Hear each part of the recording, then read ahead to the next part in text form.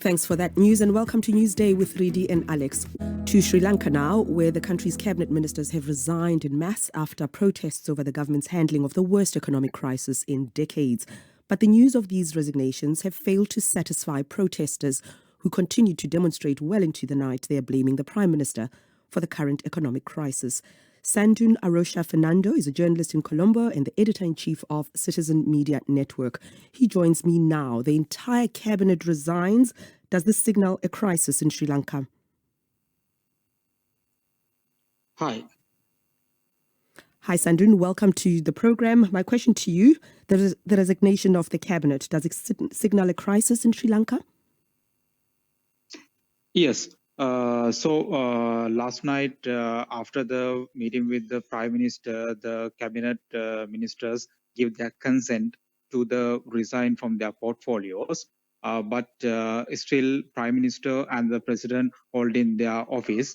So in that situation, so people need to remove the Prime Minister and President also from their office. So that's why still people protesting around the Colombo and around the Sri Lanka. So today morning also we have seen the protesters on the street.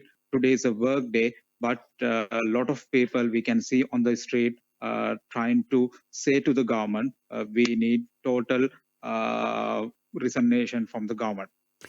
Can the Prime Minister survive this, or is he made secure in the job, particularly because his brother is the president? I think there's no way likewise, because today morning several MPs from the ruling party also threaten if they hold in power continuously, they will withdraw from the ruling party and they will go to the opposition and they will bring the no confidence motion. So I think a very tricky situation with the Prime Minister and his brother president.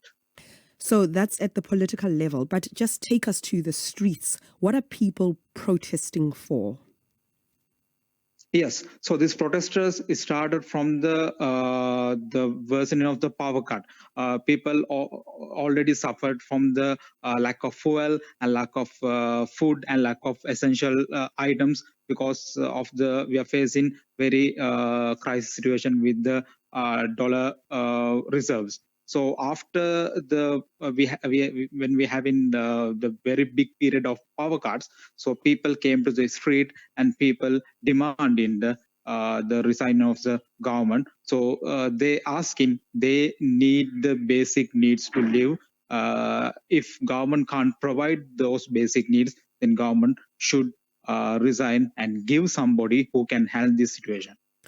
Okay, now the government says that it is relying, or it is hopeful that dollar income from the tourist sector will turn things around, but it sounds as if protesters are not listening to this.